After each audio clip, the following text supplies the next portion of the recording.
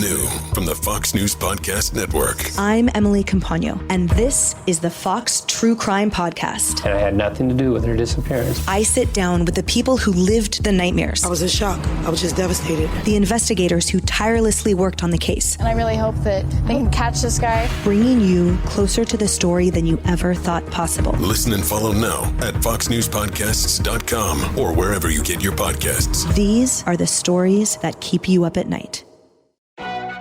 As if the McCrispy couldn't get any better, Bacon and Ranch just entered the chat. The Bacon Ranch McCrispy, available at participating McDonald's for a limited time. Ba-da-ba-ba-ba.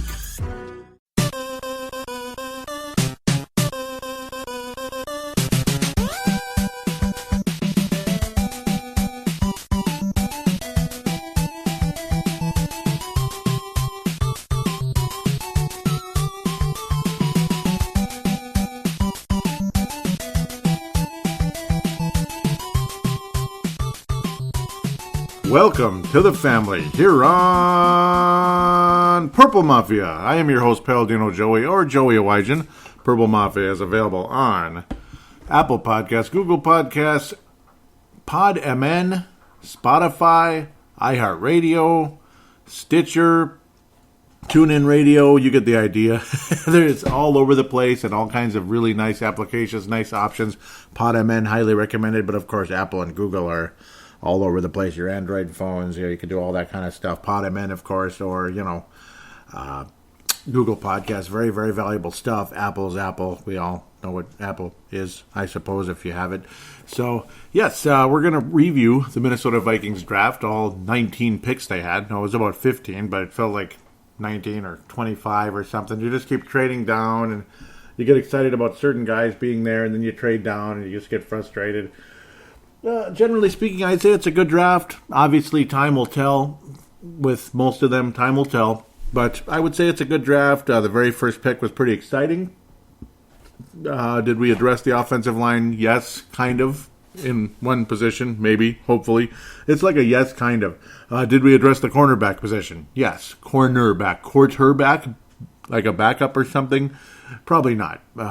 We did take a quarterback, but not until the 7th round. We had a golden opportunity to take Jacob Fromm in the 5th, in the 4th, in the 5th round, whatever, and the Vikings just traded away, and it didn't happen. So Buffalo Bills wound up with him when they already have the other Allen there as a quarterback. So that's kind of frustrating for some of us that wouldn't have minded some type of a future quarterback in the mix to maybe even just put the pressure on a little bit, on Cousins a little bit. Yeah, no, we just can't do that here. It's just too scary. Putting pressure on Kirk Cousins is like, that's just like, that's sacrilegious, because we all know what Kirk Cousins does. But, other teams in the NFL didn't seem to care who their quarterback was, especially the Philadelphia Eagles. It's one thing when Aaron Rodgers has been on a steady decline and he's getting older, and just like Favre was getting older, he wasn't on a steady decline necessarily. Just the team was on a decline for a while until they got some good pieces around Favre again. And they took Aaron Rodgers. Now the Packers are kind of doing the same thing again. I don't think Jordan Love is Aaron Rodgers, though. I don't think so. I don't think he's Aaron Rodgers or Brett Favre. But we'll see. We'll just have to wait and see. What the Eagles did with Jalen Hurts, I don't know. We'll talk about that as we kind of try to move forward here a bit. But generally speaking, we'll look at the Minnesota Vikings draft. It's also good to look at the first round as well. It was an interesting first round. It was finally something. It was finally something. It really was. I mean, we finally got to see something. You got to see the commissioner. Well, I wouldn't say he was down to earth, but I guess he was more down to earth than normal. That's about it. I'm not a big basher of Roger Goodell. I'm maybe not a big backer either. I don't really have a huge problem with him. I know a lot of people are all this and that. You get to hear about all this social justice, this and that. I don't like to get into a lot of that stuff, especially on podcasts. But I mean, just generally speaking, I don't like to get into a lot of that. I don't know. Is it really my place to get into it? Nah. You know what I mean? If that's what they expected me to do on a radio show, I don't think I'd really enjoy it very much. That's just my opinion. The Minnesota Vikings did take 2 players in the first round. And, well, we did something we've done many times when we have a second pick, we trade down a little bit further, but still stayed in the first round. And I think the Vikings got some good value there. I think the Vikings got good value in the first round. You addressed two major positions of need, but also you got pretty good players. So we'll kind of scan over the first round a little bit. Joe Burrow, of course, taken number 1 overall, and we'll have a certain player related to Joe Burrow donning purple on Sundays if Sundays ever come back again. Sundays not only on the football field, but Sundays in church too. Are they ever going to come back? Gotta love YouTube. Gotta love it, especially even when church was normally around. You're still able to stream it with Living Word Christian Center. That was nice, and still able to do that now. But of course, yes, you got Joe Burrow, you got Chase Young going to Washington, you got Jeff Okudah going to Detroit. Andrew Thomas was an interesting, very high pick, but hey, there was no offensive line protection the last X amount of years in New York. Andrew Thomas, an elite offensive tackle, would have loved him in purple, but no.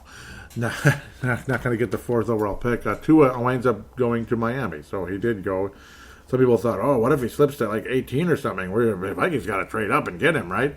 Yeah, no, that just didn't happen. Justin Herbert goes to the Justin Herbert. Herbert gets to go to I keep wanting to call him San Diego, but the Los Angeles Chargers. Obviously, we're used to that. Phillip Rivers off to the Colts, as we all know. Derek Brown's going to the Carolina Hurricane Panthers.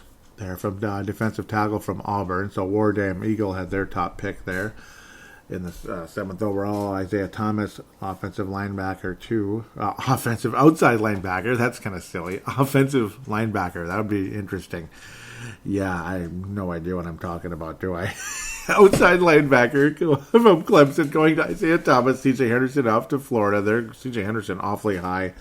But obviously an elite cornerback on his way out. Jeff Okudah, on his way to staying in Florida, but to Jacksonville in that case. And Okudah was the top cornerback taken to Detroit. I'm sure they could use that help. Detroit did address defense quite a bit. We'll try to look at their draft a bit, along with Chicago and Green Bay. Green Bay looked on as the worst draft in the NFL this year, and that's not me saying that as like I hate the Packers. I hate the Packers, but it is what it is. Offensive tackle Jedrick Willis Jr. going to help out the Cleveland Browns. Congratulations, Vinrock Vinstermano. Yep, looking for some more offensive line protection. And at least football so far, nothing's really changed. You got your draft, you had your Super Bowl. So football might come out super lucky here, especially if things can, get cleaned up here and we can move on forward. Let's just say I'm getting quarantined right now. Right now, yeah, it's really interesting stuff. Yeah, I wasn't for a while, and now I am, and stuff. It's interesting. Mekhi Becton from Louisville off to the New York Jets. They also made an acquisition recently as well, in acquiring Frank Gore. We'll talk about him in the second segment. So there will be 2 segments this time around. We're talking about the draft and the schedule a bit. But we'll leave the schedule in the second segment. The schedule was released today, as I'm releasing this at this moment. But of course, as I'm doing this first segment anyway, the schedule was released. And, we'll talk about that in segment number 2. I don't know. I think the road games are a little tough. Really tough road schedule for the Minnesota Vikings moving forward. Just talking about that.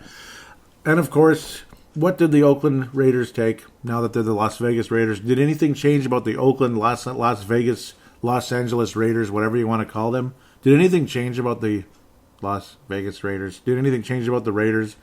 Just the autumn wind is a receiver, and he's fast. That's the Oakland Raiders. I keep calling them Oakland because I'm so used to it now. I was used to L.A. for a little while, but really they were the Oakland Raiders. They were L.A. temporarily in a lot of ways. It was about how many years? About 13 years in Los Angeles, like 83. They won the Super Bowl right away as the L.A. Raiders, which is pretty funny. And then eventually went back to Oakland in 96. God, that's a long time ago, man. Went back to Oakland in 96. They left in 82 to Los Angeles. Won the Super Bowl with Marcus Allen. Man, weird. What a weird world we live in. Go back to Oakland for quite a while. Now they're in Las Vegas. I don't know. They're the Sacramento Kings of football. Sacramento Kings moved so many times. What were they? The Rochester Royals. and I don't even remember, like Kansas City Royals. They were the Kansas City Royals. Yeah, there was a Kansas City basketball team called the Royals. Yep, and then they became the Sacramento Kings. They almost moved to Seattle as well. Almost. Tristan Wirfs off to. I can't imagine why they would take an offensive tackle in Tampa Bay. Can't imagine why they do that. But, well, there's no quarterback of the future there, but there certainly is a quarterback of the present in Tampa Bay. But it's a very short present. Tom Brady, of course. Going to be super interesting. And we will be playing against the Tampa Bay Buccaneers this year. And we're not going to win that game. We're not going to win that game. But then again, maybe we will. Javon Kinlaw, 14th overall, going to San Francisco. There you go, defensive tackle. Jerry Jeudy, not Judge Judy, but Jerry Jeudy, wide receiver to Denver. A lot of people like that pick. A.J. Terrell, very high, going to Atlanta, but they're desperate for any type of defense. Very high pick. A lot of people were talking about, like Paul Charchian locally, was talking about it. I pray to God the Vikings don't take A.J. Terrell because it just was time and time again. The guy was just getting beat in Clemson. Well, Atlanta took him, so all right. I hate to say this. Do I have to say this? But I think the Dallas Cowboys had a really good draft, at least the top of it. Miami Dolphins, Austin Jackson. So no Austin Jackson to Minnesota. He's Austin to Miami. He's off to Miami. Okay, that was dumb. Damon Arnett, cornerback, 19th overall to the Las Vegas Raiders. Clavon Chason, very, very popular linebacker out of LSU. A lot of people believe this guy is going to be really a stud in the NFL. He's going to Jacksonville. And then you're down to 21 and 22. The Philadelphia Eagles, the hated Eagles, and the Minnesota Vikings. The hated Eagles and the Minnesota Vikings. Justin Jefferson's still there. And just about everybody in town is hoping for Justin Jefferson to be a Minnesota Viking at 22. But Justin Jefferson's on the phone. The Eagles are, making their pick. The pick is in, and Justin Jefferson's on the phone and smiling and happy. He's gone. He's gone. Justin Jefferson's going to the Philadelphia Eagles. It's over. So then, I don't know. Austin Jackson's already gone, so we're going to probably take a cornerback at 22. I'm guessing. That would be my guess at the time. Maybe it's going to be a certain guy we took a little bit later. Maybe it's going to be God knows what. Terrell was already gone. Maybe it'll be that Noah guy. That Noah out of Auburn, the guy with the complicated name there. Igbinoghene. Yep, maybe it'll be him. Who knows? Who knows what's going to happen? And then the Philadelphia Eagles take another guy that I did talk about in the last show, kind of a slot receiver, speedster type of guy, and Jalen Reagor. So Jalen Reagor out of TCU is on his way to the Philadelphia Eagles. And boy, oh boy, I kept talking about TCU. They had an awesome group of players into this draft. That's why they kept getting brought up on the last show. This and that when I was doing my previewing. And a lot of times I'll preview a number of players. There's always a group of players. Like we're going to get one, maybe two of these guys, right? When I do a preview. There's always at least a group of players. But this time, gosh, we got three of them. That's pretty cool. So, well, I mean, like 99% of the population was like, well, now it's Jefferson for sure because Reagor is going to the Philadelphia Eagles. And Justin Jefferson was the pick. And the celebration began. And Sebastian Barton locally basically said, I almost want to put it on the show, but I probably shouldn't. And plus, well, we've had several conversations since then, so it's way up there. It was on the Facebook Messenger. We kept going back and forth. The voice, you can do a little voice conversation on Facebook Messenger without it being a call. It's almost like walkie-talkie in a way, where you just leave the voice. And he said fan bleepin-tastic, but he said the word fan bleepin-tastic when the Vikings did take Justin Jefferson. He was a guy, I was thinking the Vikings he wasn't even going to be available to Minnesota. I kind of figured he was going to go 18th. I thought he was going to go 16th, something, 20th. But he wasn't going to make it to Minnesota. He's going to be long gone. And then I'm like, you know what? I have to talk about him on the show because maybe, just maybe, he'll be there. And it's like I sat and watched him doing my little research, however you want to call it. You want to give me credit for it being good research or not. But I saw a guy who is a legitimate, dare I say, franchise-capable wide receiver in the NFL, in Justin Jefferson out of LSU. Won the national championship, of course, played with the best quarterback, and Joe Burrow, best quarterback in college football. But it's like, yes, you got to have somebody that can throw the ball in order to be a good wide receiver, right? You got to have somebody that can actually complete the passes. So, well, everything is kind of Well, I mean, come on. His numbers have to be a bit bloated. He had Joe Burrow as his quarterback. But you got to sit and put that into perspective. Joe Burrow's numbers came for a reason too, right? He has to have somebody catch the ball in order to have his good numbers, right? So that's why we call it total team effort. That's why the San Francisco 49ers were world champions when you had Jerry Rice and Joe Montana together. That's why. You had the ever-valuable Jonathan Taylor. You had Mr. The Catch, Dwight Clark. You had people that could catch the effing ball, right? You had people that could catch the ball. And, well, I mean, Justin Jefferson could catch the ball. He played a lot of the time in LSU in the slot, but not all the time. I do see him as a legitimate replacement for Stephon Diggs, especially if he wants it, that type of thing. Definitely can create separation, great catch radius, and he's also a target for end zone fades. And, I mean, it was kind of a little bit of everything. He did kind of everything you want in a wide receiver for the LSU Tigers. That's why they're national champions. They had the best quarterback. They had, I don't know if he's the best receiver or not, but they basically, most people would tell you, in a normal draft, one that didn't have like 6 super good receivers in it, Justin Jefferson would have gone in top 10 easily. So, I mean, Vikings got themselves a pretty good receiver here. I'm scared to death to take a wide receiver in the first round, but sometimes it's okay. Randy Moss slipped because people were scared of him. Justin Jefferson slipped because there's just so many wide receivers out there that people value, maybe overvalued in the Las Vegas Raiders case. Justin Jefferson, I mean, he would have fit right in with the Oakland Raiders, I'm sure. But, we'll take it. Luckily, Kirk Cousins has a pretty good arm. It is what it is. I don't know what's going to happen with Derek Carr anyway in Oakland. I have no idea. I don't know what's going to happen with Derek Carr in Oakland or old Chucky there either in Mr. Gruden.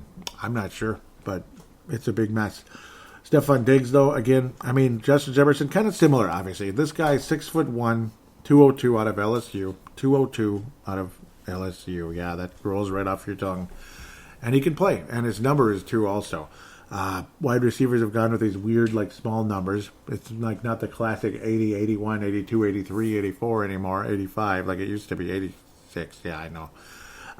Like the good old days, it's kind of all over the place. You have guys wearing 19, guys wearing 17, guys wearing 2, guys wearing 0. It's interesting. But regardless of what his number is going to be, I mean, the guy can play 18 touchdowns, 1,500 yards, won the national championship. He did a whole lot of everything, and I think he's a fantastic pick. As scared as I am about taking a wide receiver in the first round, this one didn't bother me. Laquan Treadwell, it was like, okay, sure, I guess. Why we needed to go that high with somebody like that, I don't know. But I would be just absolutely beside myself if Justin Jefferson was yet another bust wide receiver in the first round. The Vikings have had at least a few here. It's been really ugly. In fact, Troy Williamson, when you consider how high he was taken, and how little he did. It's funny how a lot of us were like, you passed on Mike Williams, though. He probably would have been better. And then he did even less than Troy Williamson. It was weird with Detroit. It was weird. That was one of the great busty drafts of all time, though, of course. There's always good players in every draft as well.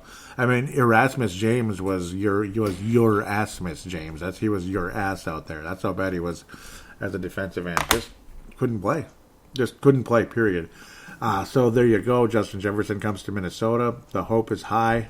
I'm already about 18 minutes in. Wow. But it is what it is, though. That's the fun of it. I mean, that's the fun part of it. We're talking about the draft. Obviously, podcast numbers, live radio numbers everywhere are awful, and Score North really bit the bullet this past week. And, just letting you know, I'm thinking about you guys. If 1 in a quadrillion chance you're listening, any of the guys that were let go there, including Matthew Collar and such, Rami, all of them. Unbelievable. Super sad story there. There's only a couple guys left, like 3 guys left on Score North. So I'm just saying, obviously the numbers have sucked on this show, on Brave the Wild Timberwolves Explosion. It's like it just stopped because of what's going on. And I know it's sad, but hopefully this can provide you with some kind of escape from old COVID-19, Corona this, Corona that every 10 seconds. Let's just play, damn it. I don't know. Kenneth Murray out of Oklahoma is going to the keep going into San Diego with Los Angeles Chargers, inside linebacker.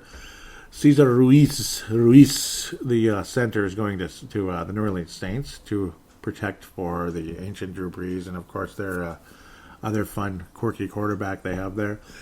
Brandon Ayuk, good, interesting wide receiver, heading to San Francisco to help out with Garoppolo and co. They did not get Tom Brady, and they did not make any crazy move for quarterback of the future yet. We'll see. Green Bay Packers come up. They trade up a little bit, considering where they were in the draft. They moved up a few spaces to take a quarterback, to take Jordan Love. And it was like, this was one of the major surprises of the whole draft. Jordan Love's going to Green Bay. And this just kind of leaves you like, well, I mean, and then they do the math, and they look back in the past, and it was about, Brett Favre was about the same age Aaron Rodgers is now when Aaron Rodgers was drafted by the Green Bay Packers. But Aaron Rodgers was supposed to go number 1 to San Francisco or number 2 to, I can't even remember who went number 2 that year. But everybody passed on Aaron Rodgers, including the Vikings, because we had the best quarterback ever in Dante Culpepper. Yes, he could have been MVP in 2004, but I don't know. The guy didn't win a whole lot. He put up good numbers, but he didn't win a whole lot, Dante Culpepper. It didn't help, though, that the defense was, like, hideous, absolutely hideous. No matter who he plugged in a cornerback back then, it didn't matter. They all sucked. Until we finally got guys like Brian Williams and Antoine Winfield, then we were good. But that was like the end of Mike Tice's reign there as coach. But 2005, Aaron Rodgers, but I mean, several other teams passed on him as well. What was it, 23 other teams? He wound up going 24 to Green Bay. So, gosh, I mean, almost in the same spot there in the draft, late first round. Jordan Love, though, on the other hand, there was an easy shot. This guy could have gone into the second round, easily second round, maybe somebody like Oakland takes him because they need competition at the quarterback position. Jordan Love to me isn't a franchise quarterback. He's got skills, he's athletic, he's blah blah blah blah blah. He's got a good arm, but I don't think he has. I just don't think he has the. I don't think he's just gonna have the same magic as like Aaron Rodgers, as I don't think he's gonna be like Lamar Jackson. I don't think he's gonna be like any of those guys, like Aaron Rodgers, Lamar Jackson, any of the elite quarterbacks. So I don't think it's going to be like 30 years of great quarterbacking in Green Bay, or should we say 40 years, of great quarterbacking in Green Bay. That's what it would be now, considering like 15, Favre and Rodgers, and then 15 more, like 35, 40 years of, it would be about 45 years of great quarterbacking in Green Bay. I don't think we're going to have to worry about that, but we'll know. We'll see. He'll probably be decent, but one way or another, he's going to start at quarterback at some point.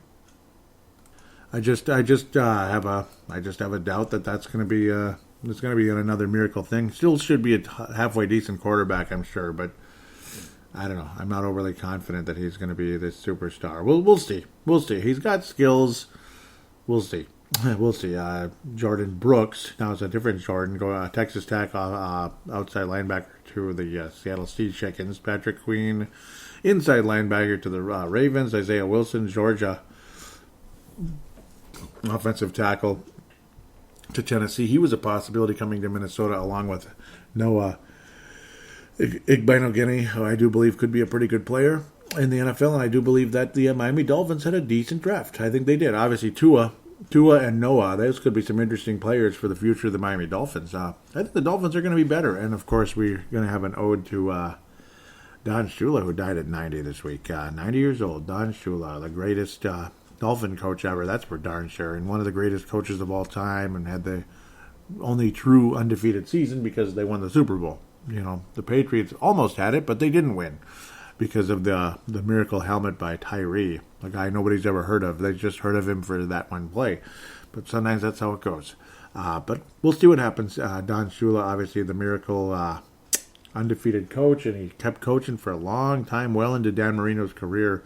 Heck, by the time Don Shula stepped down from the Miami Dolphins, Dan Marino was already way past his prime. So that's when Jimmy Johnson took over, and it just was too late. It was too late, and Jimmy Johnson was frustrated, and Marino was frustrated, and that's all she wrote. Vikings had traded away, of course, from their 25th pick, which was kind of disappointing for some people. And that's what San Francisco took, Brandon Ayuk. So, yes, that's where the trade took place. Vikings were supposed to take the 25th pick. A lot of us are hoping for this guy, for that guy. And it ended up being Jeff Gladney. Guy I talked about extensively on the previous show, and he definitely has some ability. He will for sure be a starting cornerback soon. Will the Vikings pick up anybody like an Eli Apple? I don't know if the Vikings are going to spend the money on an Eli Apple, though, to come help out, but he's still a free agent out there. Maybe you can get him at a reasonable price. But Vikings may be looking to pick up a veteran first before putting in Gladney or another cornerback, because we took 3 in this draft, 2 fairly high, including this guy. Jeff Gladney. So we did get somebody out of TCU. Obviously, lots of skill. Again, talked about him in the last show. He's definitely a ball hawk. He makes plays on the ball as well, not just catching the ball, getting interceptions, which sometimes is a little bit of luck, sometimes it's a little bit of gambling, this and that. But then there's the other side of it where you make a damn play on the ball, you knock it away, which drove us crazy about Trey Waynes. He just never knocked the ball away, it seemed like.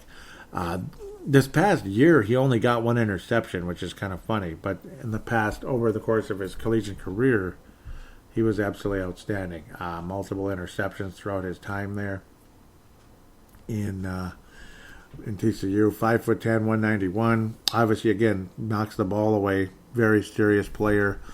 Has all kinds of capabilities, all kinds of skills at the cornerback position that I do believe he could be something pretty special in the NFL for many years at the cornerback position. He can play slot corner, he can play outside. The other cornerback we took, we'll talk about him later, can definitely play outside because he's a bigger guy, more likely to replace Xavier Rose. But Gladney, well, I mean, he's at very, very minimum going to replace Mackenzie Alexander at the very minimum, but might end up being much better than that, obviously. And I do think he'll have a bigger role than Mackenzie Alexander, even though Alexander was very good. You still got Mike Hughes. You got Holton Hill, but we don't know what's going to happen there.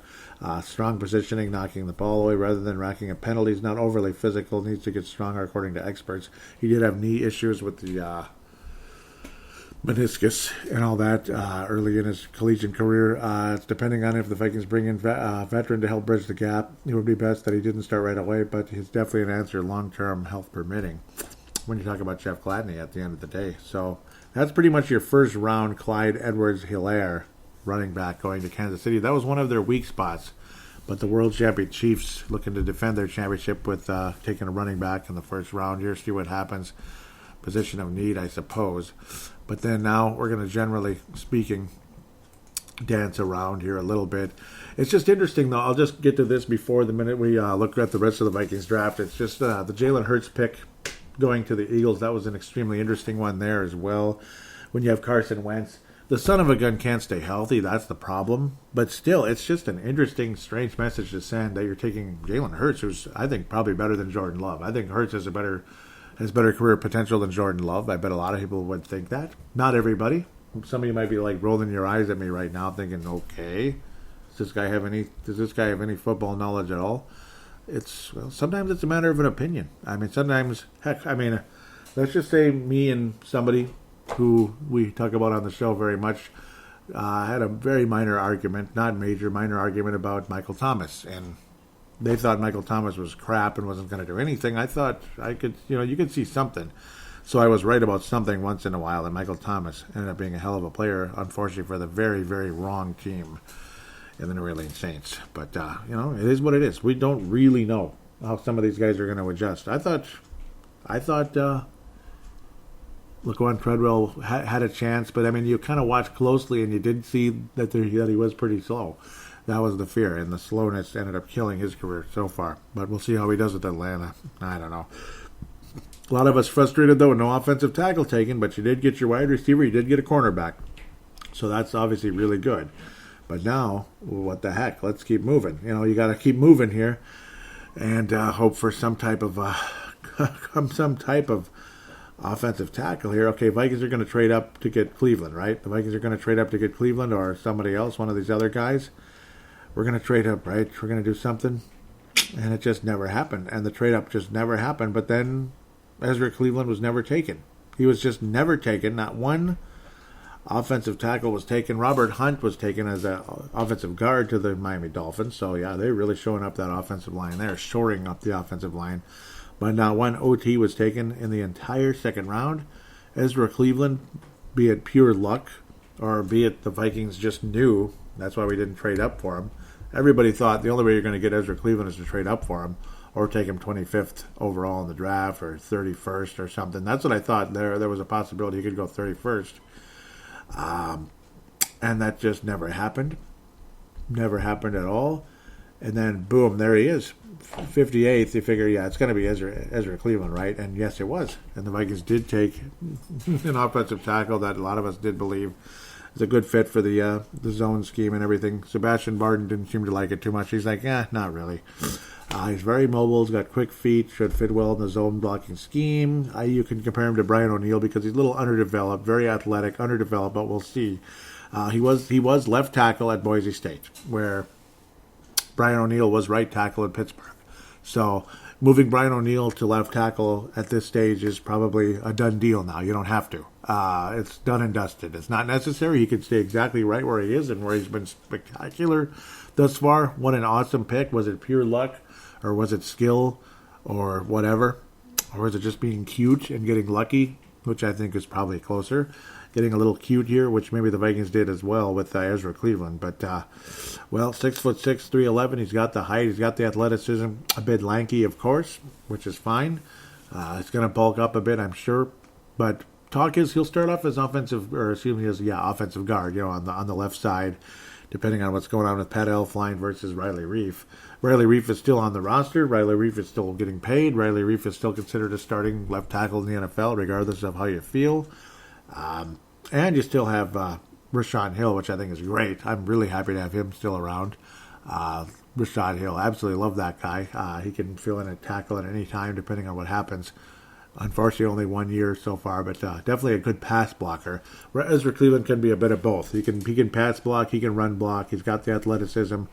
That's what we liked about guys like Nick Easton. He had the mobility to be a really good run blocker on the left guard position, and then he just got hurt, and then he never came back again. The Saints paid him a lot of money, and he left, and that was all she wrote. Ezra Cleveland, well, we'll see. We'll see what happens. It's got a heck of a possibility here with him, and at very least, again, he's going to be the left guard for now, but he will be the left tackle of the future. Like, pretty much 100% chance he's the left tackle of the future, so there's your bookends.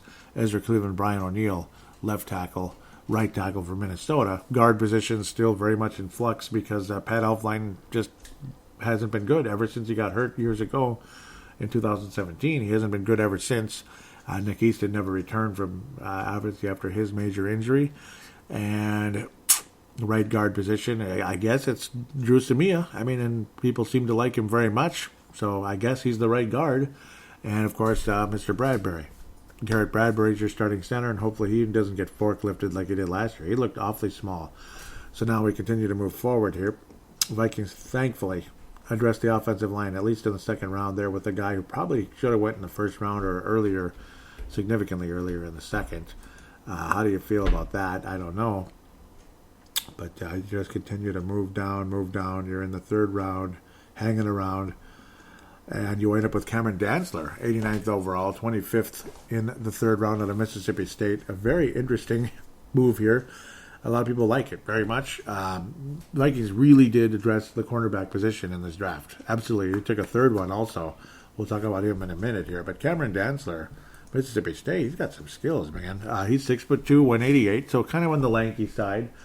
But he's tough. He was slow in the combine, which is what dropped his draft stock. That's pretty much what happened. Cameron Dantzler could have gone significantly higher, probably higher than where Ezra Cleveland wound up with Minnesota. Probably higher, like early second round, and you can get some damn good cornerbacks in the first and second round. After that, it's very, very hazy. You just don't know.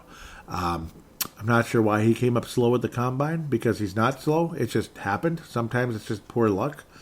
It did drop his draft stock, and of course, this draft is unique. You couldn't really be by anybody. You got your social distance this, you got to be on Zoom that, and I don't know. You can't do as much. But if you judge off of his collegiate career, he's pretty good. He was pretty damn good. He's another good ball hawk, very solid, more than capable of making an open field tackle, which is very important. A little bit of Antoine Winfield's strength there. But, Xavier Rhodes was pretty tough. He could make some big plays when he actually was, in his prime. He just kept getting hurt, and his career just went down the toilet after that. He's able to stop the run in those tight situations, those third down situations, crucial situations where he's able to get into the backfield or just, again, simply make the stop, maybe stop the guy at 2 yards when they need 3, stuff like that. Zimmer's going to have fun with him, putting him in blitz packages and keeping the quarterbacks honest. He's gone after the quarterback quite a bit, Cameron Dantzler. Should develop well into the system. Very interesting pick. It's a very interesting pick. Mackenzie Alexander used to go in those blitz packages on occasion. That was fun to watch. Cameron Dantzler may play that role a bit. Obviously, it's going to play a different position. He's not going to be the slot corner. If anything, the slot corner is probably going to be Gladney. I think he's obviously at only 5'10", but we'll see. Mike Hughes could play the slot. Gladney has played both slot and outside, so we'll see what happens with Gladney versus Dancer. But I think you got 2 starting cornerbacks long term here in this draft. They probably won't start right away. Gladney might start right away. We'll see. It's risky business. Cornerbacks take a little bit of time, and the Vikings still have not signed any type of a veteran cornerback to at least be a Band-Aid type of guy. Oh, I'm sure some of these guys don't like to be Band-Aids. Things get a little bit hazier as you get further into this draft, but again, at the same time, there's some, there could be some potentially really nice picks here. DJ Woodham, well, he's definitely a natural pass blocker. 4th round, 177 overall, or 117 overall. Another trade situation.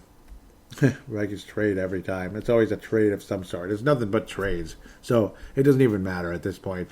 You're hoping the Vikings take Jacob Fromm, and they don't. In the 4th round, they had 4 opportunities to take him, and you just kept trading down. So I got a little frustrated with that.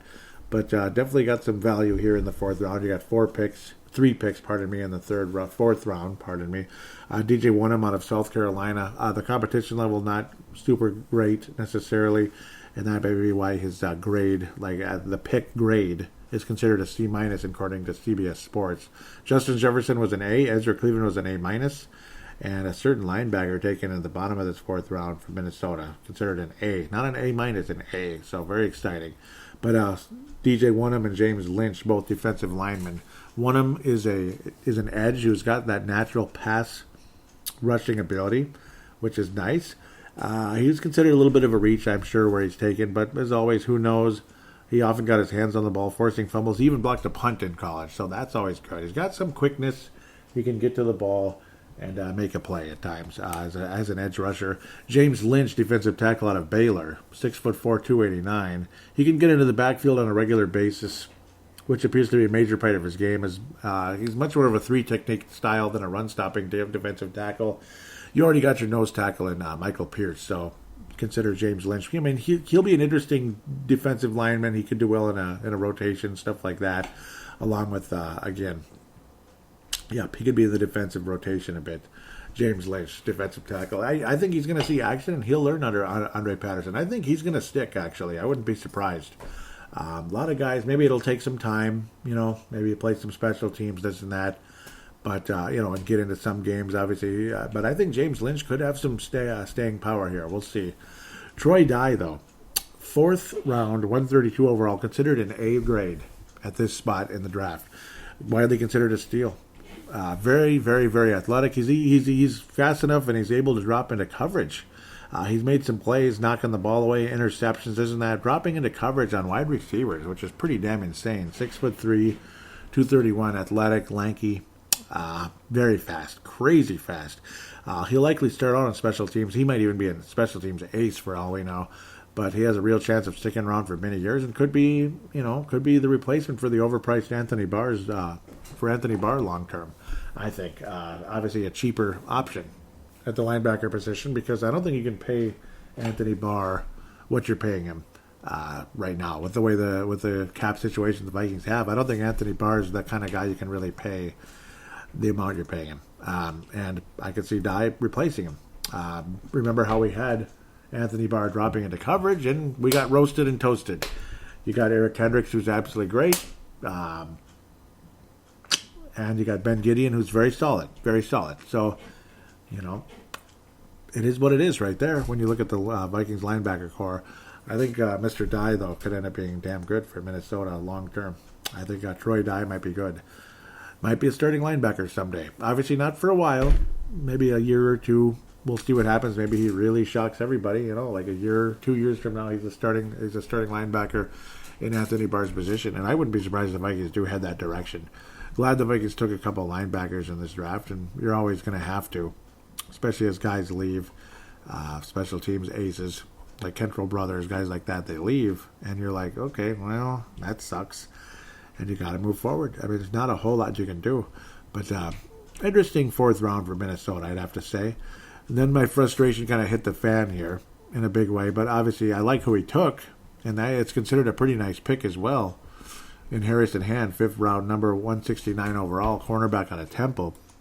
Definitely got some capability to be a legit cornerback in the league. He's considered a B-minus rating.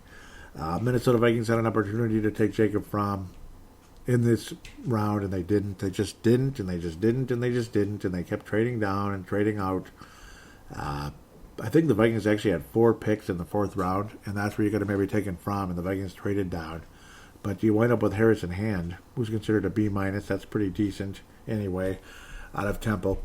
There's some hope with him, and a lot of people seem to like what he can do, and we'll see what happens there. Obviously, things get a little hazier as we go further forward. KJ Osborne out of Miami. Not, again, we'll see. I'm not expecting a whole lot out of him, but things can change quickly. Blake Brandel, people not super excited about him, or Kyle Hinton. Kyle Hinton considered a very small guy for his position, offensive line in the 7th round. Blake Brandel, kind of hazy there, considered a D+, where he was taken in the 6th round. Josh Metellus out of Michigan. There's your first safety taken in the 6th round. Defensive end Kenny Willekes out of Michigan State. People do believe that could be a very valuable pick there. Defensive end, but obviously not all these guys are going to stick. You're not going to be able to keep all of them. Kyle Hinton, I don't know how he's going to do again. That was the very last pick. That's the Vikings Mr. Irrelevant, as we moved up a bit to get him. Brian Cole, the 2nd, Mississippi State, sounds like a very interesting guy. 7th round pick. Well, I mean, Josh Metellus and Brian Cole, those two guys are going to be competing to be hanging around at the safety position. I mean, it's not bad to have a couple of extra safeties. It's not going to kill anybody. Hopefully the Vikings end up keeping both of them for their sake. Hopefully it works out and they're able to, hang around via special teams and, of course, second team, third team, that type of thing. Nate Stanley was the only quarterback the Vikings took. Doesn't show a whole lot of mobility. People out there not very impressed. He's got a good arm, but not a whole lot of mobility. Does that sound familiar? Yes, it does. Not a whole lot of mobility and has a great arm. Who's the Vikings quarterback? Kirk Cousins. What does he do? Same thing. Obviously, Nate Stanley considered a lot lower ranking, a lot lower skill level because his accuracy is nowhere near Kirk Cousins. Very low accuracy, like well under 55% there. Well under 60 at the very least for Nate Stanley out of Iowa. He's got the arm, but not a whole lot else. And that's why he slipped all the way to the 7th round. It's nice to say we took a quarterback in the draft, but I don't know if he can beat out Jake Browning. I don't know if he can do that. So we'll see what happens. He's competing with Jake Browning, and it looks like Sean Manning's the backup again with almost no arm whatsoever as your backup quarterback. So it's basically like, there's no Case Keenum in waiting here to save the Vikings season if something happens to Kirk Cousins, or if, say, just Kirk Cousins is what he is. Just kind of, he'll put up the big numbers here and there, and then the next week he'll shrivel up like a grape in the sun. So that's what we're all afraid of. You addressed several positions here in terms of defense, obviously. Only a couple of defensive linemen were taken in this draft. So that's just the way it is. I mean, but you did sign Michael Pierce, so you got that. Troy Dye, maybe you wind up going with that 3-4 situation, and Troy Dye gets plenty of action in certain situations out there. That's where things could head. Again, James Lynch looks. He's definitely a 3 technique. He's not a run stopper. He's a 3 technique. You got Odenigbo as well, who can do that as well. Obviously, he's got some serious talent as well. If I'm getting the guy right here. I'm getting all these names mixed up, all these crazy names that have been with the Vikings the last couple of years. Obviously, some talented guys, but I think it's Iafati, actually. Yeah, the 7.5 sacks they got. It was later in the season when the pressure started to drop, particularly in that Chicago game, which was a frustrating game. That was just kind of a waste. Mackenzie Alexander ends up getting hurt. That was a huge waste. But the Vikings took a lot of, they really focused on that secondary in this draft. 3 cornerbacks, a couple of safeties. I mean, at least one of them's got to stick, I would hope. We'll see what happens if another one does. It's Odenigbo. That's what I thought. Iafane is his first name. I keep getting mixed up. He's actually considered the starting right defensive end at this point. Again, the 7.5 sacks. That was great. So, I mean, he's actually considered the starting right defensive end, which is crazy. But, hey, if he gets it, he earned it. Shamar Stephen, obviously very valuable. Jalen Holmes. Again, showed some promise here and there, but obviously that's all yet to be seen. I remember he got hurt at one point later on. Eric Wilson's still a valuable guy, but so you'll be adding a 5th linebacker, especially with Kentrell Brothers no longer being a part of the team. So, Mr. Dye, there it is. There's your spot right away. I mean, there's no question that he's going to be on the team and hopefully for many years and be a very valuable linebacker for Minnesota in the years to come. We'll see if Cameron Smith has anything to say about that, but I kind of think that Dye's definitely ahead of the curve when it comes to linebacker position for Minnesota. So you address a lot of positions defensively, and you may have even replaced Anthony Barr long term here, which I don't think a lot of people would complain. I don't think Anthony Barr is going to be here unless he has a spectacular year next year. I think Anthony Barr does not return after that. That's just my guess, because too expensive. And who knows what's going to happen to the Vikings safety position as well with all the cost. I'm not sure you want to throw a rookie out there right away. That's kind of risky. But who knows? Who knows what's going to happen with that? Man, who freaking knows what's going to happen after that? Vikings, again, making a couple of interesting transactions. The the undrafted free agents. Let's see, where do we start? Dan Chisena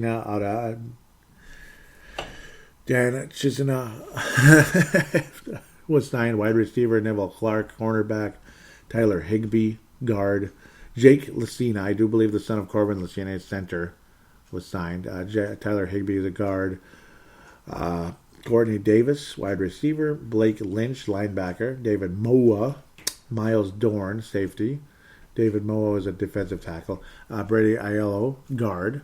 Jordan Fair, linebacker. Jake Vargas, tight end. And Nakia Griffin Stewart, NGS. Interesting name there. Tight end also signed. So those are your undrafted free agents signed on April the 27th. So we'll see what happens with those guys. I thought there was a quarterback floating around, a receiver, but no. Getting them all mixed up, but it is what it is. We'll see if any of those guys stick. Occasionally they do. I mean, once in a while you get somebody special. Hopefully the Vikings pulled it off again. Obviously they're not going to keep everybody in this draft. You just never know. You just never know what's going to happen. Some of these guys make it. Some of them hang on as a special teams guy, or they're inactive. They get to the practice squad. Obviously, some of them are going to wind up on the practice squad. Others might get cut outright, but I think Harrison Hand's got a future in this league. Absolutely. He definitely, Mike Zimmer definitely had his way with a lot of these cornerbacks. KJ Osborne could be a very interesting pick, but others seem to like other players better out of Miami. So interesting situation there for Minnesota. So it looks like a promising draft. There's no guarantee of any kind, but Justin Jefferson, Troy Dye, I think is legit. I do, and I think he'll put on some more muscle. Hopefully, he doesn't lose any that speed. James Lynch, I think, could be a very interesting guy. I do, even though they don't rate him very high, but I saw something out of James Lynch. I saw something. I mean, he can get it done. He's not the most appealing guy in the history of the world, but I think he can get it done. Where Cameron Dantzler, I mean, I think it's a good one. I think the Vikings might have got little bit of a gem here at the cornerback position. We might really have something going on at the cornerback position in the next year or two, where this secondary, obviously it was an overhaul. Trey Wayne's gone, Xavier Rhodes gone, Mackenzie Alexander gone. I mean, you had to be serious about this, and looks like the Vikings were long term. And of course, getting Ezra Cleveland, I think, has a lot of us feeling a lot better as well. A lot of us feeling a lot better with Ezra Cleveland. Despite playing on a weird blue football field, he looked pretty solid out there.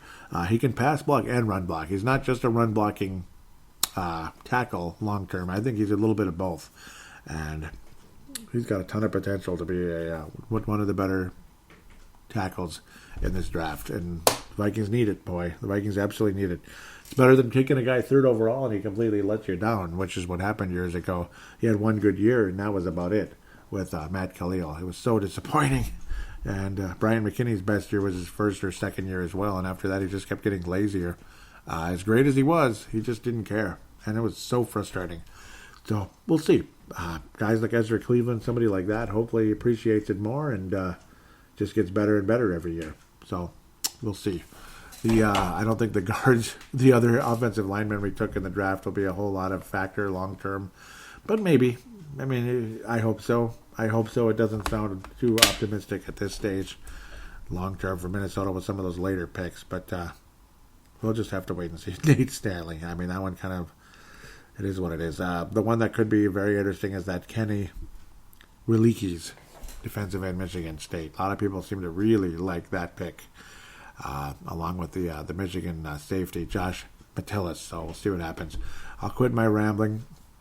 We'll talk about these guys a bit more because there's probably not going to be a whole lot else to talk about until things get more and more serious. But we'll talk about them more and more as we move on, because I do think Metellus will wind up on the Vikings roster, and we need him absolutely. So it is what it is there.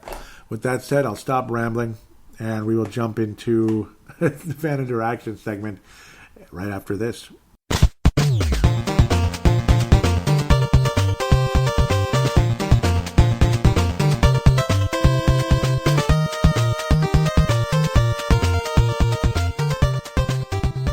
And we are back here on Purple Mafia Fan Interaction segment, ready to go. 2-segment episode.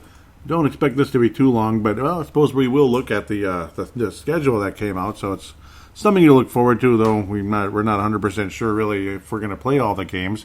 Interesting strategy brought up with that, but let's get caught up with everything first. At Purple Mafia Show is the Twitter account, mostly retweets, which I appreciate. Lakers, Pies, Browns, that's Vinrock Vince Germano out of Australia. Malcolm McSween out of the southern part of California, retweeting the most recent show. Sam Gupta out of California, along with Malcolm, liking it. And I believe there was another retweet along the way.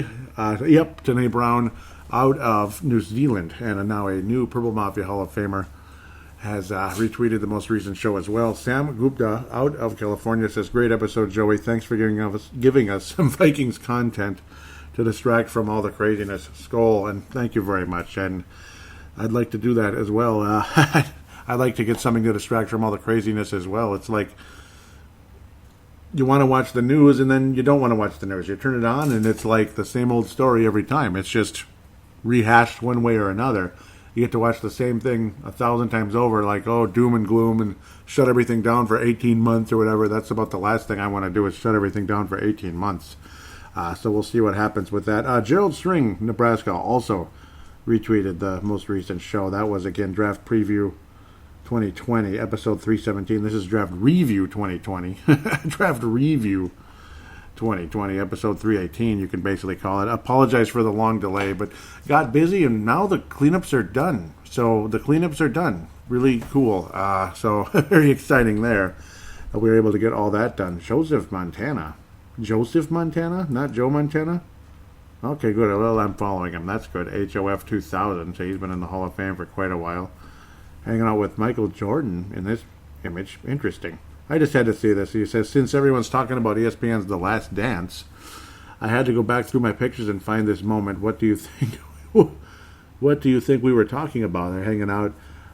Who knows? Probably joking around about something like, well, I have 4 Super Bowls. You already have 5 NBA championships. I'm guessing it was something like that because they hadn't won it yet at that point. That clearly looks like 98, circa 1998. I remember Jordan in that same outfit multiple times, even when he won the All-Star Game MVP in 98. Hope you guys have liked the Last Dance. I think, what are we through, like the first 6 episodes now?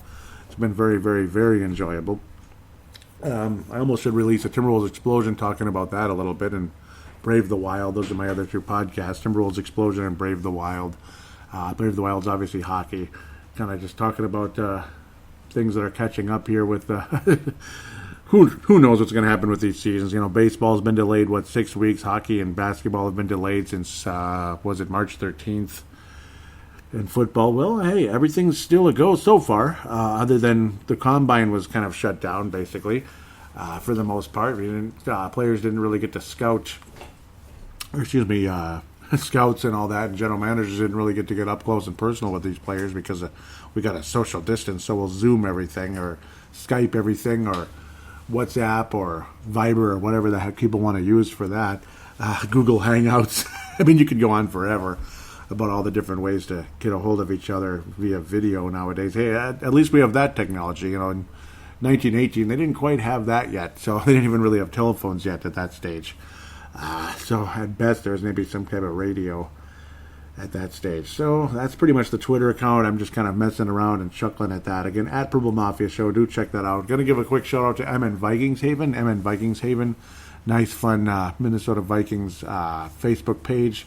In-game threads, news, joking around, whatever the heck it is. Conversation. Do check it out.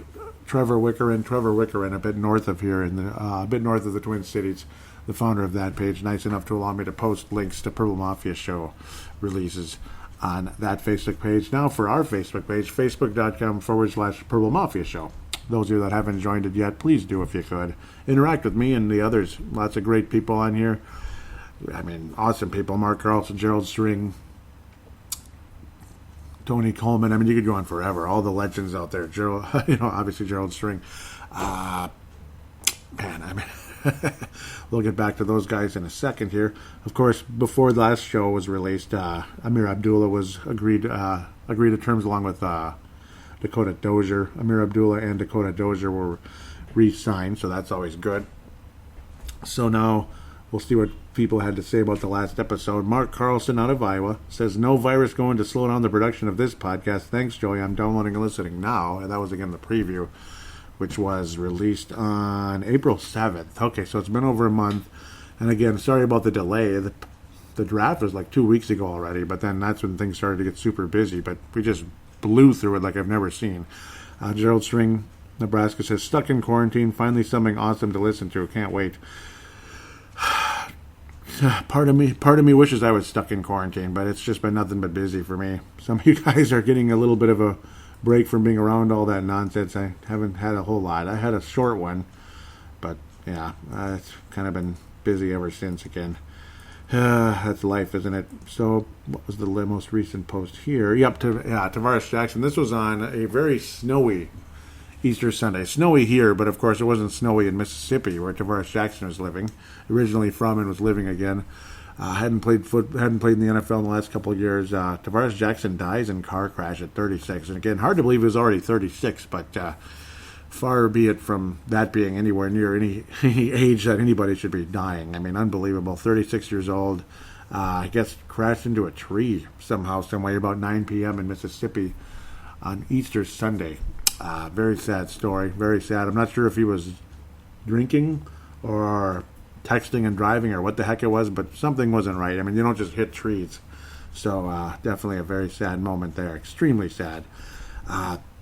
Mark Carlson, and well, really by all accounts, he was just an amazing guy. Amazing guy. You know, he might not have been the best quarterback ever or anything. He wasn't Joseph Montana of the 49ers or anything, but you know, he was just, you know, he was an amazing guy who didn't let things get him down, basically, that type of thing.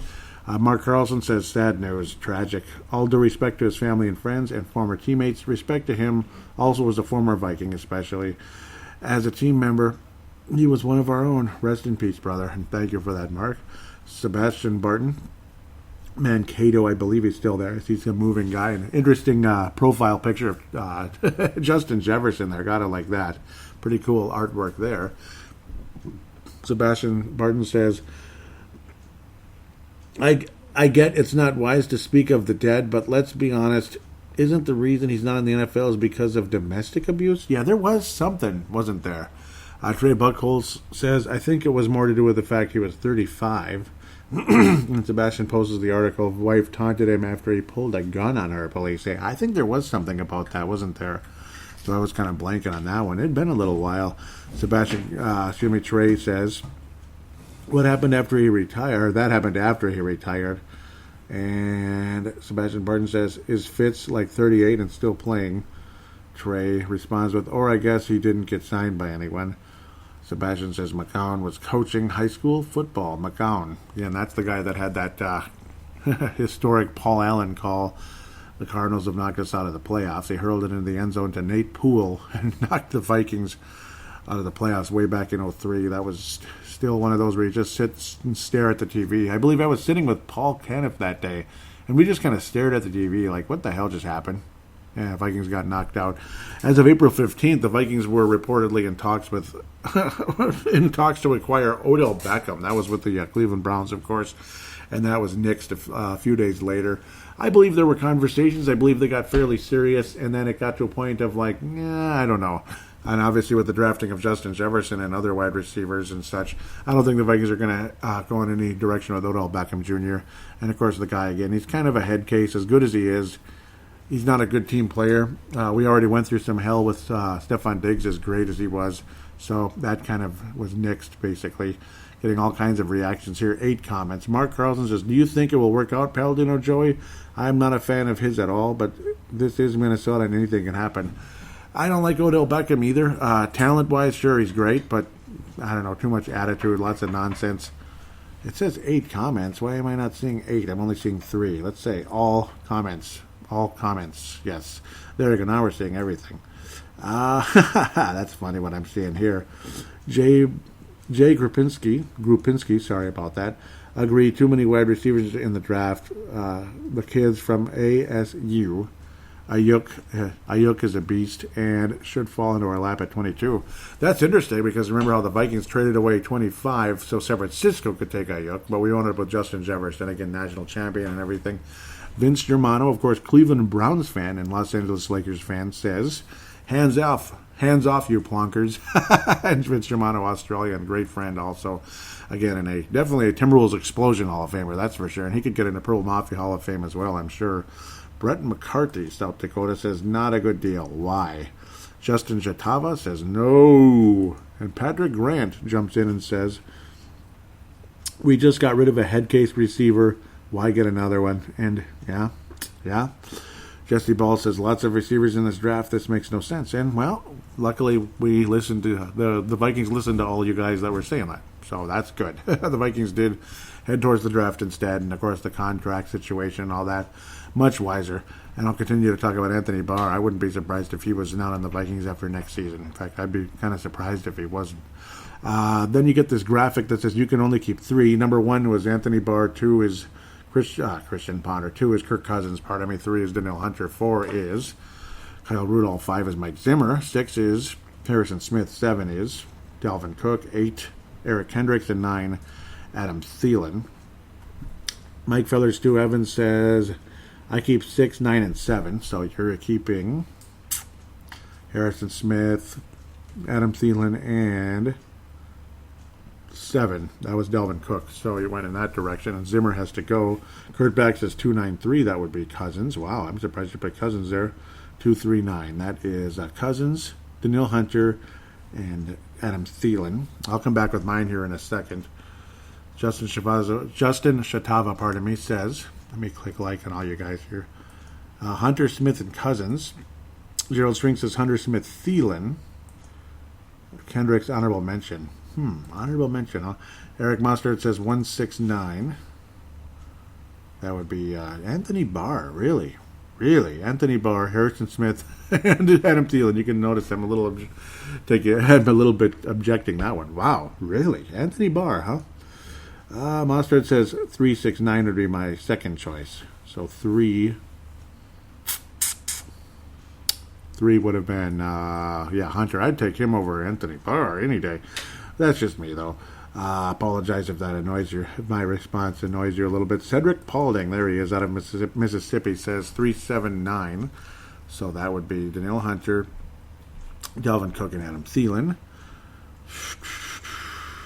So let's start Thomas. There he is, South Carolina, I believe in Hawaii now. Says 359.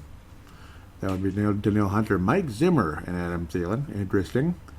Shelby Lund, 973. That sounds like an area code, doesn't it? 973, Adam Thielen, Dalvin Cook, and Danielle Hunter. So, I'll give you mine. I thought I wrote it down, but I didn't. Mine, I'm leaning towards, Danielle Hunter, so that would be 3. Eric Kendricks would be 8. So we'll go 389. I think that's where I'm heading. 389. I'm going to go with Danielle Hunter, Eric Kendricks, and Adam Thielen. Those are my 3. Or you could even say Harrison Smith. It's just he's getting a little bit older, so that's what concerns me a little bit. Either my 2 choices would be 378 or 389 at this point. It's Dalvin Cook's contract situation could get very interesting, so that's where I'm kind of worried. I like Mike Zimmer just fine. It's just that, is he really the long-term future for this team? I don't know. He might be at the tail end here at the end of the day. So I'm going to finish up with 389. That'll be 9 numbers. Danielle Hunter, Eric Kendricks, Adam Thielen, at least for now. You better keep Thielen now, because what if he leaves and Justin Jefferson isn't real good? Then we're really dead. So we'll find out. We need some success with that first-round pick taking wide receivers. Jared Allen says, I'll go into the Hall of Fame as a Viking. The Vikings have my heart. I love that organization, and thank you, Jared, for that. Jared Allen will go in as a Minnesota Viking if and when he does go into the Hall of Fame, and he should at this point. Mark Carlson, the only commenter, says, I loved his enthusiasm for the game, and he was exciting to watch, and I couldn't agree more with that. So, Vikings nab LSU receiver Justin Jefferson with 22nd pick. Let's hear what you guys had to say. Gerald String says, not a huge fan of taking skill positions in the first round unless there is clearly superior talent. Doesn't always translate into NFL caliber. Nonetheless, I like Brett's comment. We have been lacking that big possession type receiver for several years. That was supposed to be Laquan Treadwell, but never panned out even close to the level of expectation. Let's hope we don't get burned twice, and I hope that's not the case. And Justin Jefferson does appear to have all the tools to be a very successful wide receiver in the NFL. Brett McCarthy says, nice big receiver. He's not the biggest guy ever, but he's certainly talented. He's got that speed down the field. I think he's going to be very similar to Stephon Diggs, but slightly taller, I suppose. Slightly taller. Definitely a skilled player, no doubt. 111 catches for the national champion LSU Tigers last season. Pretty incredible. TCU cornerback Jeff Gladney selected by Minnesota Vikings with number 31 overall pick. Again, how the Vikings traded down a few to beef up the later stages of the draft, which is what the Vikings always like to do. We love to have like 4 or 5 7th-round picks, seems like every year. And last year we got a couple guys that stuck, so we'll see. Maybe we'll do that again. Ola BC or BC Johnson, nice 7th-round pick so far for Mr. Spielman. Gerald String says if he can stay healthy, it could be an interesting pick, and I think so, absolutely. I think the Vikings did get multiple starting cornerbacks in this draft, and maybe even a third one that might end up being decent. We'll see. But I think Danster has got definitely has potential, and Gladney absolutely does, as long as he stays healthy, and that was just a one-time thing. Gladney might end up being really, really damn good. He might end up being the best cornerback on the Vikings long-term. Very, very possible, actually. It says your complete Minnesota Vikings draft class of 2020. Gerald String. Let's get everybody's comment here. Brett McCarthy says, I like all the picks, all needs. Roger in Bowden says, let me click on that really quick. Interesting. Sorry. He says, overall great draft, especially in days 1 and 2. I would have liked more of an investment into the O-line, however. And me too. But at least you got a guy who probably should be the starting left tackle very soon. He'll be the starting left guard very likely next year in Ezra Cleveland. So, you got that going. Gerald String says, getting Nate Stanley sealed the deal for me. Spielman, Zimmer did a great job. There will be some great players in that group. So we'll see what happens with Nate Stanley. That'll be very interesting, the Iowa quarterback. And I know Dave Hickey's from Iowa. I don't think he commented much on it. He must have just been a real busy dude sometimes. So, and that's okay. And he's also a Purple Mafia Hall of Famer. Lots of them here. Brett McCarthy, let's see, what's the next thing? Yep, Spielman reduced stress. Spielman was saying Vikings reduced stress with 15 picks. So that's to kind of fill out the roster here, specifically with the salary cap stress. Because that's just how it is. When you have it, so those roster spots could get filled up here with cheaper options. And Justin Jefferson's a lot cheaper than Stephon Diggs at this point, or Odell Beckham Jr. So we'll see what happens. Brett McCarthy says he got some needs and 2 picks for next year. And our draft class from last year we should be okay. Yeah, so he's still got some young guys who are not on expensive contracts yet. And we'll see what happens with Dalvin Cook. And now you got more death here, unfortunately. At least this guy made it to the age of 90, though. Dolphins Hall of Fame coach Don Shula dies at 90. So Don Shula, again, he actually beat the Vikings in the 73 Super Bowl. I believe, 73 Super Bowl. The Dolphins won back-to-back Super Bowls and never won again. They went back in 84, but got trounced by Joe Montana and the 49ers. The only Super Bowl Dan Marino would ever play in. He always thought he was going to go back, but that's what happens with a lot of guys. They get there real early in their career and they think they're going to go back. Like Jordan Leopold of the Calgary Flames, former national champion Gopher hockey player, and he got to the Cup final as his first full season in the NHL with the Calgary Flames, and they never went back and all that. Sad to see that happen with Dan Marino, but great success for the main man of topic here, Don Shula. The legitimate, undefeated season for Don Lucia. Say whatever you want about Bill Belichick, Tom Brady, Randy Moss, that unbelievable, awesome Patriots team in 2007 that just couldn't finish the job against the New York Giants. They could have been easily considered the greatest team ever, but they just didn't finish the job. So still, the 72 Dolphins are the greatest of all time because they finished the job. Regardless if they were the most exciting team ever or not, they finished the job. They had a good, solid defense and a good, solid offense as well. They just were solid, and they got the job done. 14-0 instead of 16-0, and then won a couple of playoff games and won the Super Bowl, which is what great teams do. They just simply got the job done and then knocked the Vikings out the next year in a game where Minnesota was in it, but we just couldn't make the big stops when we needed to on like 3rd and long. Couldn't make the tackles. The Dolphins handed the ball off, and they just got the job done on multiple occasions. Obviously a very old school guy in Don Shula, a guy who absolutely, positively hated to lose. It's like, okay, you might think that's cliche and like, okay, nobody likes to lose. But he was one of those kind of guys who, when he lost, he just, he wasn't exactly the easiest dude to interview, I'm sure, or have a conversation with after the game. He really took it harder than the average coach. Obviously, some coaches, they just, they try to stay as even keel as possible. But Don Lucia, absolutely. I just called him Don Lucia. Don Shula, absolutely hated in a big way. Don Lucia also had back-to-back championships with the Gophers, so that's another Don who had back-to-back championships. But that's because I was talking about Jordan Leopold. That's what threw me off there. But Don Shula, getting all the way to 90 years of age. His son, Mike Shula, had some success, but nothing like Don Shula. Obviously an amazing career. He's one of those Bud Grant type of guys. Similar personality. Don Shula and Bud Grant often say that they kind of got pushed to the side a little bit for some of these other coaches that were more media kiss asses. They got kind of pushed to the side, so they didn't get the greatness treatment necessarily as some of these other guys out there, like Vince Lombardi, guys like that who got worshipped. And they didn't really like Vince Lombardi, apparently. Oftentimes you'll hear Bud Grant call Vince Lombardi a jerk, that he was actually not a good guy at all. He said even his wife didn't like him. It's kind of funny. But, well, we all have issues at home. Nobody's perfect, that's for sure. But an amazing career for Don Shula. The numbers just are incredible. And he coached well into the 90s, up from the early 70s to 1995. And again, you had that incredible season, multiple Super Bowl championships, 2-1 overall in the big game.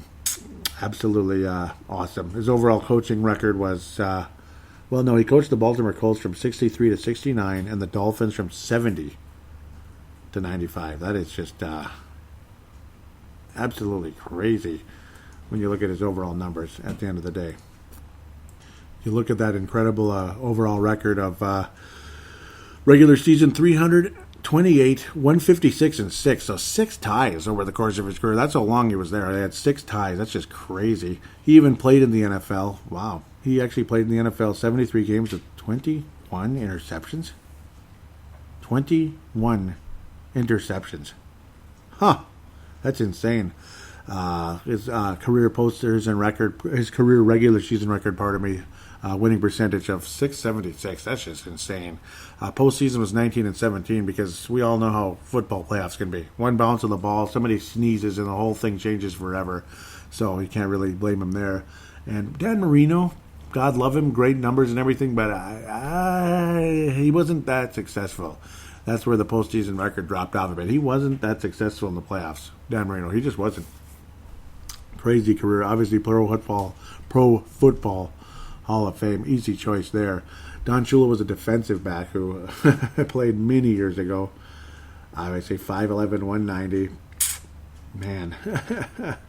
He was 7 seasons. He played for the Baltimore Colts. That's crazy. Tons of interceptions, though. It's like when I saw that number, 21 interceptions. That's crazy. So definitely a defensive-minded coach. Washington Redskins in 1957. This is backwards. Okay, Cleveland Browns. He started off with 4 interceptions in 12 games. The next year, none. He must have been hurt because he only played in 5 games that year. In 12 games with the Baltimore Colts, 3 interceptions. That's crazy. 5 interceptions with the Colts in 1954. 54, that's way back in the day. 5 interceptions with the Colts in 55. And 1 interception only. Gosh, only 1. Come on, man. In 1956, and 3 more for the Washington Redskins in 57. The guy was a ball hawk. Boy, that's incredible. Amazing career there.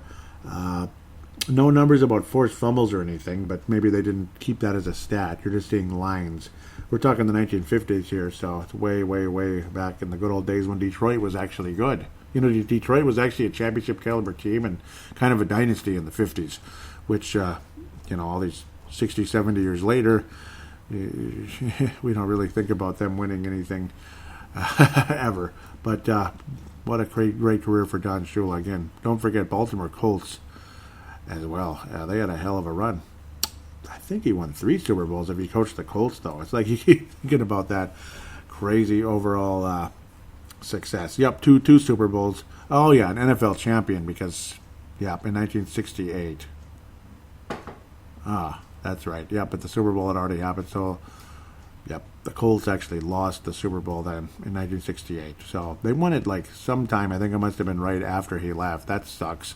But then again, multiple Super Bowls in the early 70s, and unfortunately for him, it didn't happen again, but still a major success along the way. Dolphins were generally good all the time under the great Don Shula. I had to talk a while about that one.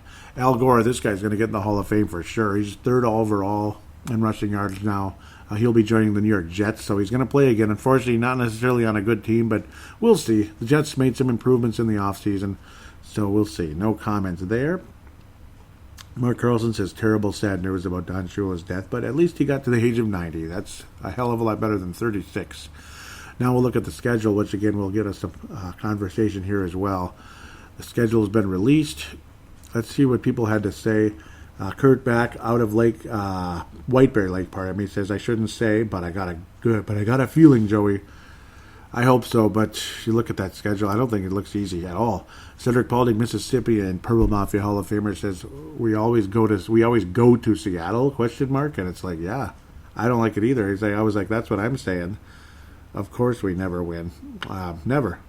It's ridiculous. It sucks. Of course, we never win. So we'll look at this right now. This is, of course, subject to change because of the same old stupid story everybody talks about every stupid second on the planet. So we don't know if there will be any stupid season, or we'll see what happens. Some of the quote-unquote, and this is what figures, some of the quote-unquote cream puff AFC games, would be the first 4 to go. Say if the season's delayed and we got to, slice off like a quarter of the season or so, and make it a 12-game season. So games like Tennessee, which isn't a cream puff, but we'll see. Some of those AFC games could get sliced off. Colts, Tennessee, Texans, and possibly the Jacksonville Jaguars could get sliced out. So we'll see what happens with that. That's just how it goes. So you just make it strictly NFC if that's the case. They're not really cream puffs because Houston's tough. I don't know about that game. So let's open things up here. I'm going to go with my record, and you're not going to like it. You're not going to like it very much because I don't like the schedule when it comes to the road games. They're not going to be easy. Hosting the Green Bay Packers, of all things. I mean, we're talking early 90s here. 1992 and 1994 are the last two times I remember opening up with the Packers. Those were both on the road. Vikings won way back in 92. That's when I first started watching the Vikings full time with a different guy at quarterback to start out that season when it came to the Packers. But the Vikings had Rich Gannon and a nice win where the Vikings won by a very narrow margin with a field goal at the end there. September 13th, Vikings host the Packers in U.S. Bank Stadium. Minnesota wins that game.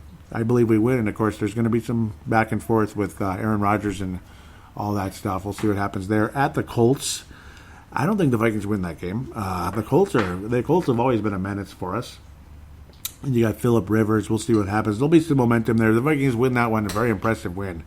Vikings host the Tennessee Titans. I do believe we win that game and jump up to 2-1. That's on September 27th, a week later. So you get September 13th, September 20th, September 27th. We visit Houston against Deshaun Jackson and the Houston Texans. Vikings do not win that game. Vikings drop to 2-2. Vikings head to Seattle for crying out loud again. We never get to play them here, except in playoff games, and we find a way to choke that away. Thank you, Blair Walsh and Adrian Peterson and that other stupid cornerback who couldn't pay attention to what he was doing. I almost forgot his name now. I believe it was James Robinson, right? Yeah, the guy just Robinson. He just lost track of what he was doing. That was terrible. October 11th at Seattle. That's a loss. So there's your 2-3 record. Host the Falcons. That's a win. 3-3 at Green Bay. I think Vikings lose that one again. I mean, I don't know. It'd be nice if we won in Green Bay. I just don't see it. 3-4, if I remember correctly. That would be 3-4. We get the bye week in between. So you go to November 1st at Green Bay again. I do believe the Vikings do not win. So we're talking 3-4 there. Host the Lions. That's a win easily. 4-4 record on the 8th of November. At Chicago on the 16th of November. That's a loss. I don't think we ever beat those guys. So that's 4-5. Yuck. Hosting the Cowboys win. That is 5-5. Host the Carolina Panthers 6-5. Host the Jacksonville Jaguars 7-5. 3-3 wins in a row. At Tampa Bay, that's a loss, 7-6. Versus Chicago, that's a win, 8-6. And unfortunately, a couple road games. At the Saints, that is 8-7, unfortunately. And then the Vikings host the Lions or visit the Lions 9-7. So I have the Vikings at 9-7 as of right now. That sounds very, very, very negative, and I'm sure you don't like what I'm doing here, but it's just a feel, and maybe things will be dramatically different. A lot of us weren't very optimistic going into 2017. We tried to be optimistic, but you just didn't know. In fact, I mean, we were optimistic, and then frickin'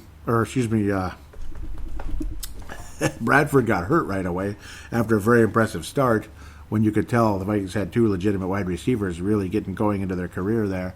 And then he gets hurt. You figure the Vikings are going to be 8-8 or 7-9 or something, and they went 13-3. So maybe the Vikings pull off something pretty damn awesome. But these road games are not going to be easy. And of course, these divisional games, the only one we're going to win on the road is the Lions. I think right now, I think the Vikings continue their dominance over Matt Patricia. But Chicago, we just don't win there. Green Bay, we just don't win there. Seattle, God, 2006 we won. Very beautiful game with Chester Taylor. Hopefully the Vikings can pull that off, but Seattle looks like they've gotten better and better the last couple of years. So after a minor drop-off, we just don't beat those guys. So, and that's another one of those 7-20 games. And I don't know, 7-20 at Seattle doesn't spell a win for me. It just doesn't. I don't feel comfortable with that one, I'm sorry to say. Sorry. It's Sunday Night Football. Oh, God, no. I don't think so. I hate saying it, but... And, oh, by the way, the Saints game is Friday afternoon, December 25th. What's December 25th, right? That's a win. So, there you go. But right now I'm at 9-7, hopefully 10-6, hopefully beyond. Vikings last year were 10-6, so we won a playoff game. So, but as of right now, I'm not that optimistic about the season going forward. I mean, we lost some good players. And other guys just had to move on because they were not good anymore, or we couldn't afford them, or you just didn't want to meet their price, that type of thing. I mean, Trey Waynes is not worth what Cincinnati gave him. Mackenzie Alexander's worth more than what Cincinnati gave him. Oh, yes, he's worth more than $4 million for 1 year. But he just wanted to leave. That's unfortunate. He just didn't want to be here anymore. He was pissed off at Zimmer and co. for having him out there in that meaningless Bears game, and he got injured. So he couldn't play in the Saints game or the San Francisco game. So that kind of screwed up everything there. That ruined that relationship, and that was a mistake. Big mistake. I don't believe there are any visitor posts, and if there are, I apologize. Also, there were no call-ins that I believe. So anybody out there, if you did call in, I do deeply apologize. Let me know, and I will play it on the next episode of Purple Mafia. There should be one, hopefully, fairly soon. We'll see what happens as things move forward. Hopefully we'll get some kind of a season going on. Obviously, we're still stuck in this COVID-19 nonsense, and some people are getting to kind of work from home, which for some people hate it. Some people like it. I would like to work at home. You know, I don't need to be around people all the time, and it's good to be around people sometimes, but not all the time. I'd like to work at home, frankly. You get kind of tired of seeing the same people every day at work, and I mean the same people every day at work. It gets tiring after a while. Some people are very nice to see. Others, it's not always the best thing. It is what it is. Your life just drags on and on and on, and that's life. I mean, every one of you can relate to that. I'm not saying anything that radical or crazy or something that would get someone fired for daring to say it on, some kind of a public radio or podcast, which is what this is, worldwide podcast, because, obviously as long as you have any internet connection, you can download it. So, again, always thank you guys for being a part of things and for just bringing your personalities to this show, bringing your fandom to this show. I'm optimistic about this draft. You never really know, but it looks good. On paper, it looks good. It looks good. It's a very interesting approach. The Vikings clearly needed help at the cornerback position, especially when you look at the depth chart and there was just nothing there. I mean, when it came to the cornerback position, there was nothing there. So it's like, of course, you better draft a couple because, I mean, we're not going to plunk down the money for this guy, that guy, when we don't have the cap space to really hand it out at this point. Nate Meters will get a shot. Keeman Hall, those guys, I mean, we'll see. They'll have a crack at getting any type of a cornerback job. Chris Boyd. Mike Hughes will play left cornerback, most likely, as long as he bleeping stays healthy. But you got Cam Dantzler, you got Jeff Gladney, and others out there now that are continuing to move in here, compete for the position and all that. Looking forward to see Justin Jefferson. I can't wait, honestly. I'm looking forward to see how successful Ezra Cleveland is. I think that'd be absolutely great. With that said, again, can't thank you guys enough for being a part of this. I'm going to pass out some stars here, even though it was kind of a quiet show, and I did most of the talking, unfortunately, for some of you that might be annoyed with that. But nah, I don't think you should be too annoyed. Gold star for this episode. Boy, we'll go with Mark Carlson, very consistent throughout this episode. He's going to get the gold star. Gerald String's going to ring in the silver. Brent McCarthy and Cedric Paulding will ring in the bronze. Sebastian Barton will also bring in the silver. Again, fun conversation I had with him kind of during the draft, back and forth, and he said fan bleep-fantastic. I just enjoyed having that conversation with Sebastian Barton during the course of that draft. Can't thank you guys enough. Kurt Back also should throw in a bronze. I mean, just thank you guys. Thank you so much for being a part of this conversation. It's always just great talking to you and keeping things going. I should just, if things continue the way they have been, where it looks like, there's just going to be nothing going on forever, which is really frustrating. Every day you think we're turning the curb and then the numbers keep coming out. Is there deception to all this? I think so. I really do. I mean, sometimes it's okay to question the norm. You don't have to be a full conspiracy theorist to question the norm. It doesn't make you a conspiracy theorist necessarily. Somebody with a tinfoil hat and Area 51 and aliens in New Mexico. You don't have to be one of those to question some of this story out there just a little bit. It's okay to do that. Don't be embarrassed. Don't be embarrassed to question the story a little bit. Don't be embarrassed to question what some of these newscasts give you, because, well, there's no way all of it's true. There's just no way. So don't be afraid. Don't be afraid to question the norm a little bit sometimes, because it's getting kind of weird and questionable as far as I'm concerned. I'll wrap up the show with that thought. When it comes to me possibly releasing another show during the course of things, if this just continues to drag on, it'll probably be a retrospective, some kind of just me with my classic gift that I have when I like to go back into the past and look at history, like I kind of did with Don Shula a bit there. I almost called him Don Lucia again, if you can believe that. But just kind of go into some kind of retrospective, talking about maybe a 90s Vikings team, talking about Chris Carter, Randy Moss, or who knows what's going to happen. Maybe going way back in the day, the Wayback Machine. Let's talk about Fran Tarkington, which unfortunately I wasn't there for, but who knows? Maybe dig into some 80s Vikings conversation, or just the Metrodome, the Vikings' life in the Metrodome, stuff like that. Just random things going back in the day. That might be the approach I'm going to go with my shows if this continues to drag out. Timberwolves Explosion, I'd probably talk about The Last Dance a bit, and then talk about the good old days in the NBA, and same thing with hockey.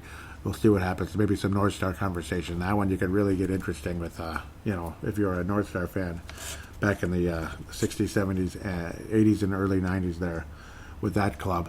With that said, I better shut up now. I'm probably dragging this out longer than I should, but it's been a while since I've been behind the mic, that's for sure. So with that said, everybody stay warm, stay healthy, stay cold, stay cool if it's warm out with the time you're listening to this, or whatever part of the country or world you're at. Again, just use common hygiene and take a lot of vitamins, and you'll be okay as far as I'm concerned. I don't think you need to panic. I really don't. With that said, take care, and we will talk to you hopefully sooner than later.